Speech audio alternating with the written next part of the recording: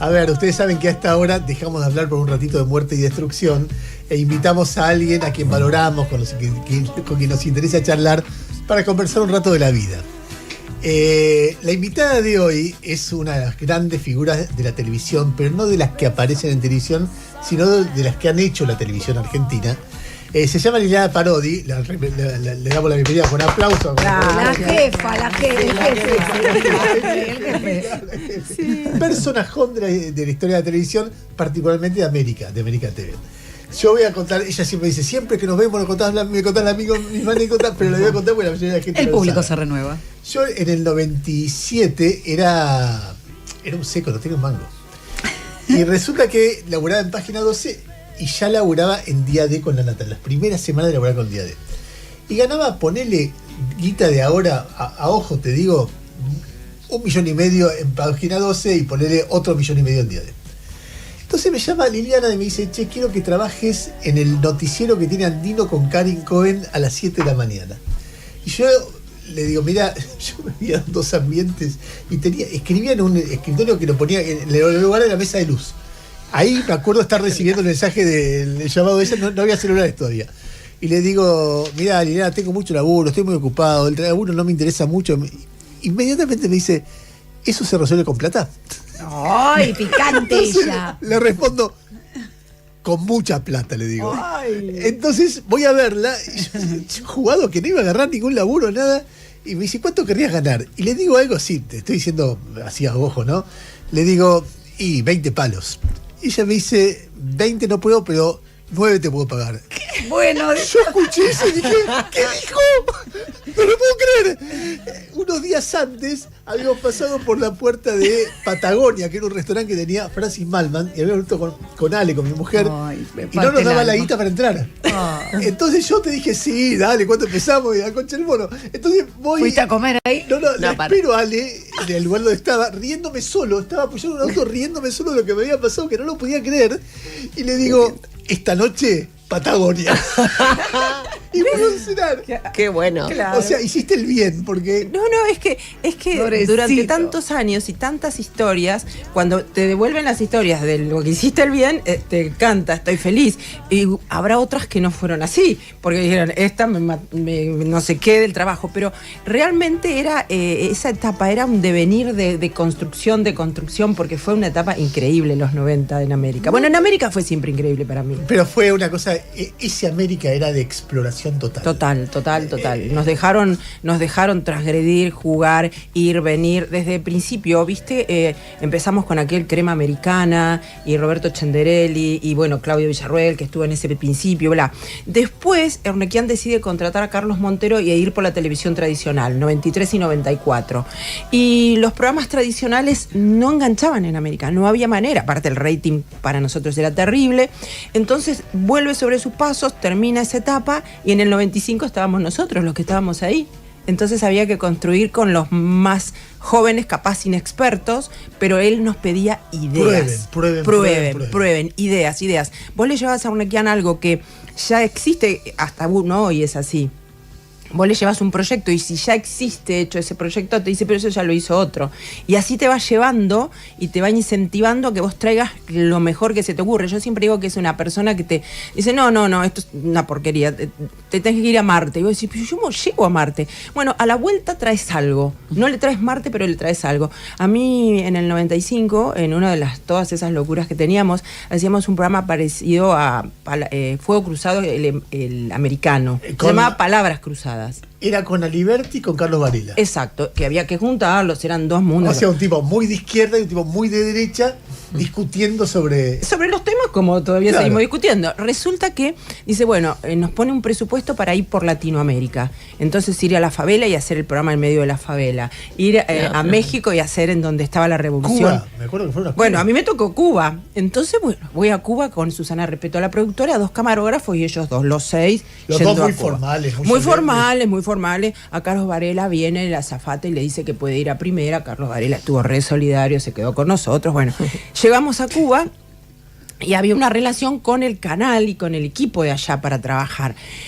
El asunto es que fue difícil porque los fierros no funcionaban, entonces nosotros queríamos grabar a uno haciendo testimonios de lo maravilloso de la Revolución Cubana y al otro buscando testimonios de que eso no funcionaba. Excelente. Y después en la plaza hacer el debate en vivo con ese material. Bueno, el material se hizo, no se pudo editar, ya llegaba el tiempo de hacer la discusión en la plaza, la hicimos, a la discusión entre ellos dos en la plaza, pero cuando cada uno tenía que presentar su material, no estaba porque no se pudo editar.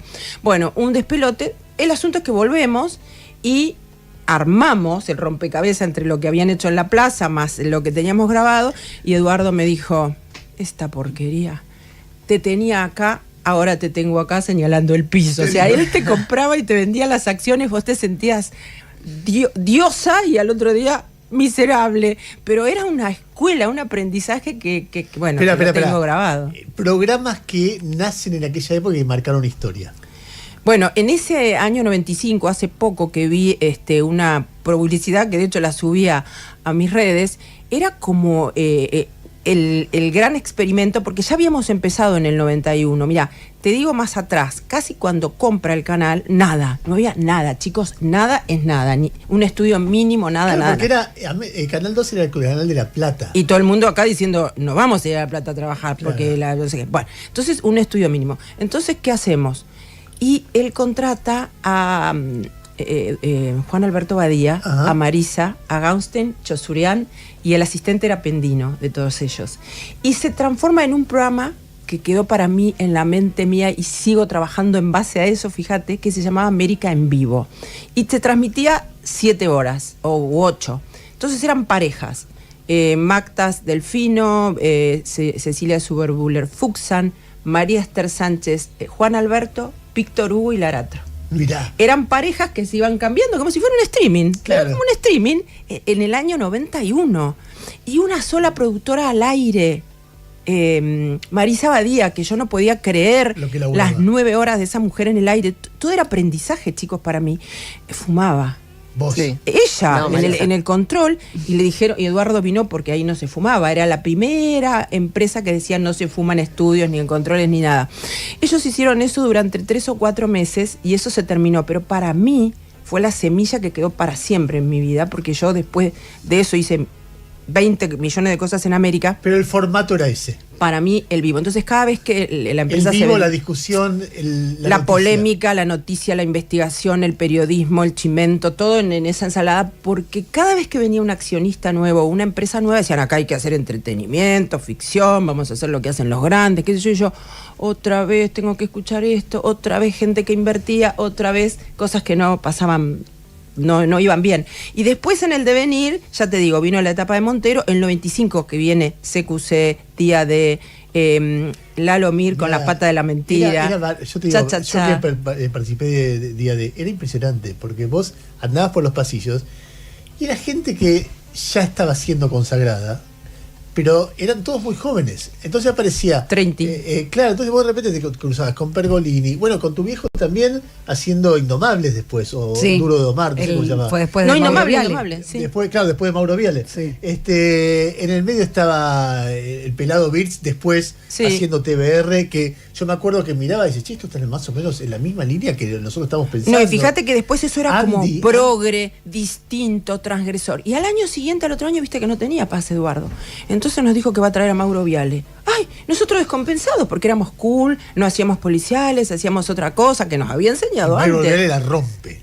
Claro, pero lo trae a Mauro cuando era todo el gran... Era menemista. Y hacía los chicos, las chicas a las trompadas en... Sí, Ay, en el de- la pelea Sí, con la sí. cual- la Entonces pelea para con nosotros Samir, era la que- pelea con Samir. ¡Qué fue ahí. barbaridad! Samantha Farhat. Claro, ahí conocí. Entonces yo conozco en ese control a Luz Seguí, que era la productora, y a Mauro, y aprendo otro sistema de trabajo, y era que iban a buscar los invitados y los tenían 3 noches en un hotel para que no se lo lleve otro canal o no sé qué. Bueno, todo un sistema, y fue la época de Unido por la Misma Pasión, que era una promo que había, donde estaban estas figuras con tanto contraste, Mauro con Pergolini, la Nata Bueno, yo me con acuerdo, Neustadt, chicos, teníamos a Neustadt. Yo recuerdo, recién lo contaba al aire, fuera de aire, que un afiche Unidos por la Misma Pasión era la Nata y Mauro Viale. Y la Nata arranca el domingo siguiente, día D, con el afiche, pero él haciendo en la Nata del afiche vestido igual, la misma cara, entonces parecía el afiche. Y él da 2 pasos adelante y dice, yo nunca, van a ver algo que nunca pasó en la televisión. Yo me salí de ese afiche. Yo con ese afiche no tengo nada que ver. Yo decisión del canal que no comparto, porque yo con Mauro Viale no comparto ni la hora. Imagínate el quilombo que era eso del canal. No, era así. Y lo mismo pasó con Pergolini y Neustadt. Y entonces después no solo que no se achicaron, sino que fue de Unidos por la misma pasión a América está caliente. O sea, sí, eso era Guillermo Stein, avalado por Eduardo, todo. O sea, fue muy disruptivo para esa época. Igual no nos apoyaba el rating, porque lo que generábamos sobre todo es lo que ahora... Nosotros teníamos comunidad en aquella época. Eran influencers. Y conversación. Claro, entonces vos ibas a una mesa familiar y hablabas de todas esas cosas que habían pasado en América. Y así siguió funcionando. Bueno, después Día D. Igual pasaron cosas, me acuerdo, un programa, ¿cuándo se fue Cavallo de Menem? En el 98, por ahí. De Cavallo en el 96. Bueno, entonces hacemos un programa especial, porque ya venía Cavallo enojado con nosotros, con el canal, por el noticiero, por cosas que habían pasado. Entonces es un programa especial en donde estaba Sebach, Lanata, varios, porque era el Cavallo terminaba, ¿no? Había renunciado. Entonces hacemos un programa especial a la noche y nos vamos todos a comer al Cipriani, que está abajo que estaba al lado del patio Bullrich, donde está Etiqueta Negra ahora. Y estábamos comiendo con Eduardo, Sebach, Lanata y demás, y otra gente que había ahí, y entraron ladrones, pero ladrones con Itaca. No. Y nosotros, imagínate, quedás paralizado, porque unos estaban en la entrada, los otros en la salida, y iban pasando por las mesas para robar. Entonces yo veo en la mesa de al lado, lo veo a Eduardo primero, agarra el Rolex a la media. Aprendan, el Rolex a la media. Tengo el Rolex primero. Y después vi estaban en otra mesa de Billie Chill y Teresa Calandra, anillos al vino tinto. Bueno, se jugaron la vida así por un Rolex. Afortunadamente alguien salió y pudo dar aviso a la policía y los tipos se fueron, o sea, pudieron robar solo las mesas de atrás, no pasó a mayores, pero bueno, imaginen que fue un susto, pero no, fue después de la gente de Cavallo. La gente rica tratando de salvar su anillo en vez de decir, bueno, capaz me dispara si me ve. Bueno, qué sé yo, son cosas experiencias que te va dando la vida. Liliana, hay algo que no sé si los dueños de los medios entienden, o a veces sí, a veces no. En aquel momento... ustedes entendían, o vos, o Bernequian, que vos ponías gente que al aire iba a ser libre. Que lo importante era que hicieran ruido y que sean ellos mismos. Después había que medirse con eso, ¿no? Sí. Pero que no los podías ahogar y eso hacía que Haddad y Lanata casi se cagaran a trompadas un día, que Mauro Viale y Lanata, es la parte que conozco yo de esa historia, que todo tipo de gente...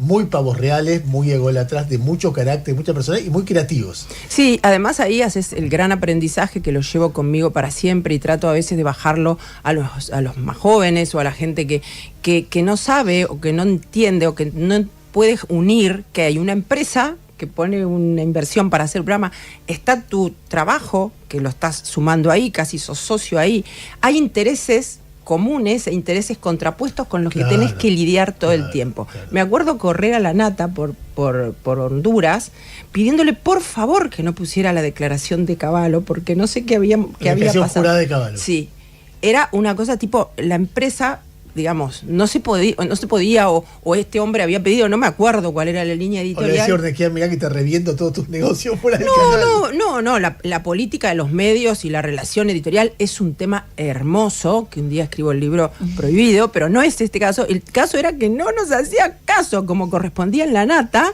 y por supuesto hizo lo que quiso, y después la semana siguiente se pudo hacer, digamos, la versión de quienes querían dar la otra versión, pero tenías que estar siempre negociando extremos, no era fácil. A ver, ¿qué es lo que vos podés contar de lo siguiente? En el 97 nosotros nos sacan del aire, a Día D, y en el 99 volvemos en agosto, hubo 1 año y medio. ¿Qué recordás de esa toma de decisión? ¿Por qué salimos y por qué volvemos? No, de verdad que no es que quiera hacerme la artista, no me acuerdo puntual lo que era, porque era todo de una vertiginosidad constante, que era posible que la política se había molestado demasiado con cosas que no habíamos podido manejar nosotros, no manejar para que se prohibiera, sino para que se pudieran decir todas las versiones, y a veces la política se enoja fuerte. De hecho, hay otra que fue el caso del programa de del aeropuerto. De Anichaco. Claro, hubo un momento que nosotros estábamos, y hay un momento se pone de moda el periodismo de investigación. Todo lo que hacía periodismo de investigación medía. Telenoche Investiga. Había un programa, Punto Doc, que era un producto de Cuatro Después, Cabezas, sí. Había un programa en Canal 11 de investigación, un programa de Canal 9 que hacía Tony Coleman, me acuerdo. Y entonces aparece anunciado con todo. Pero eso fue era Menem muy fuerte. Menem muy fuerte, y aparecen Leuco, Mardi, Lechman. Esos tres, ¿no? ¿No estaba Majul? Puede ser que estuviera Majul, sí, no me creo acuerdo. que eran 4. Se anuncian todo, y lo primero de la investigación era la pista de Anillaco. Bajaban avioncitos con cosas. Duró un día, un programa. Porque fue tipo. Eso no. Bueno, pero eso son decisiones editoriales que cuestan, digamos, en la opinión pública mucho. Es un costo alto que se paga, pero hay empresas que deciden, bueno, pero mi línea no era por ahí. Entonces teníamos que haber llegado a un acuerdo, y el acuerdo no prosperó y el programa se levantó. Tenías 4 periodistas jóvenes, estrellas, haciendo quilombo en los medios el día siguiente, que no paraban de hablar del tema. Me parece que era Leuco. Leuco era uno. Ah, ok. Pero fue duro, o sea, fueron cosas que te marcan en el trabajo, pero vos al día siguiente tenés que seguir. ¿Y qué había en ese programa? De hecho, una vez contrata Eduardo a Maradona. Se dio el gusto de tener a Maradona como contratado. En esa época estaba el Flaco Menotti también, y un grupo de gente por el tema del fútbol y bla, bla. Entonces, Maradona, él se dio el gusto de tener a Maradona y le da un programa. No me puedo acordar el nombre del programa, y estrenaba el programa. Era un programa semanal que estrenaba. Entonces yo voy a verlo y le digo, Eduardo, ¿y si Maradona no viene? Porque había una posibilidad de que no viniera. Siempre la misma negativa. No te preocupes. No vino. Yo quería saber qué ponía al aire, si ponía una película, porque si conducía Maradona y era el primer programa, ¿quién lo iba a abrir? Otro. Bueno, te iban pasando esas cosas, pero al día siguiente te pasaba otra. ¿Y qué hiciste cuando no fue Maradona? Y tenés que poner una lata. Pusieron una peli, Mi Pobre Angelito. En esa época podías lata. Entonces esperando a Maradona y arrancó Mi Pobre Angelito. Bueno, que después fue la época de la Ferrari. Estás laburando el streaming ahora. Decime, tenemos que ir cerrando, pero decime una palabra del streaming. Amo el streaming, me acabo de enamorar. Empecé, gracias a Daniel Haddad, que me dijo, bueno, podés colaborar con nosotros en el armado de las 14 horas. Trabajé con Andrea Rodríguez, con Mateo y Camila, que son 2 jovencísimos, hermosos. Ellos siguen haciendo perfectamente ese streaming, que estaba mucho más cercano a mi etapa de canales de noticias, porque hice 2 canales de noticias, creé 2 canales de noticias junto con otra gente, CBN y A24. Bueno, y me enamoré de eso, pero en el ritmo, no sé qué. También me llama el grupo Cale para... Es el de Blender. Sí, para asesorar justamente a Blender. Sobre todo porque... las empresas de streaming, salvo Infobae, porque ya tiene otra empresa atrás, tienen un poco de desconocimiento en lo organizacional, cómo llevar adelante, en los presupuestos, en los armados, en la cultura de trabajo, en qué está bien y no, porque además no hay normativa, bla, bla. Así que bueno, claro, pero ahí en Blender me encontré con una locura hermosa, con gente joven, con transgresión, con contenido, con cosas distintas de las que yo puedo estar de acuerdo o no estamos hablando de eso. Y me enamoré, estoy encantada, y es que me trae a ese América de los 90. Cuando repartía plata. Porque bueno, en esta etapa es otro país, pero vamos a tratar de